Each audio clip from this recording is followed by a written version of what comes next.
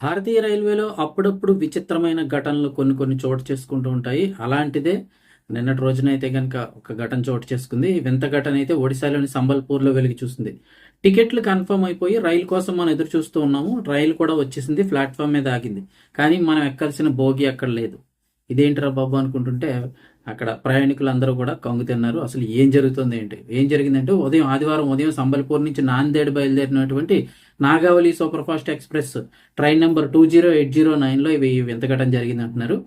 ఈ రైల్లో BE2 అనే థర్డ్ ఏసీ కోచ్‌లో చాలా మంది బెర్త్‌లు అయితే రిజర్వ్ చేసుకున్నారు. టికెట్లు కూడా కన్ఫర్మ్ అయిపోయి ప్రయాణికులందరూ కూడా ప్లాట్‌ఫామ్ మీద వేచి ఉన్నారు. రైలు ప్లాట్‌ఫామ్ దగ్గరికి వచ్చేసింది. వెయిట్ చేస్తుంది. రైలు బయలుదేరే సమయం అయితుంది. కానీ ఇంజిన్ వెనకాల ఉండాల్సినటువంటి ఈ BE2 థర్డ్ ఏసీ కోచ్ బోగి మాత్రం కనబడలేదు.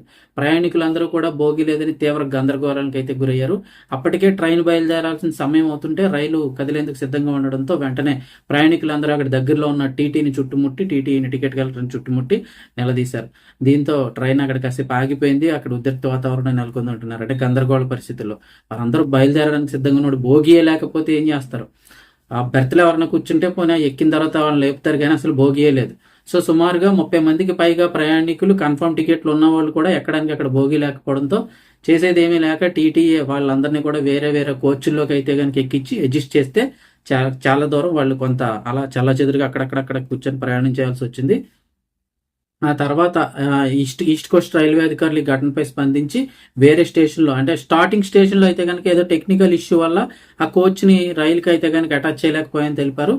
వైజాగ్ చేరుకున్న తర్వాత ఆ జంక్షన్ వైజాగ్ విశాఖపట్నం వచ్చేసిన తర్వాత అక్కడ మళ్ళీ కొత్తగా ఈ BE2 అనే ఏసీ కోచ్ని థర్డ్ ఏసీ కోచ్ని రైలుకి జోడించి వాళ్ళందరినీ కూడా ఈ కోచ్లోకి అయితే మారమని అప్పుడు చెప్పారంట. అయితే ఇది ఇలాంటి ఘటనలు గతంలో కూడా ఒకసారి జరిగాయి అంటున్నారు. 2024 న్యూఢిల్లీ స్టేషన్లో ఢిల్లీ అమృత్సర్ శతాబ్ది ఎక్స్ప్రెస్లో కూడా అలాగే జరిగింది. 7:20 ఉదయం బయలుదేరాల్సిన ట్రైన్లో ఒక ఎగ్జిక్యూటివ్ క్లాస్ కోచ్తో సహా మరో కోచ్ కూడా లేకపోవడంతో అప్పుడు కూడా అలాగే గందరగోళ పరిస్థితి అయితే నెలకొందంటున్నారు. ఇలాంటి ఘటన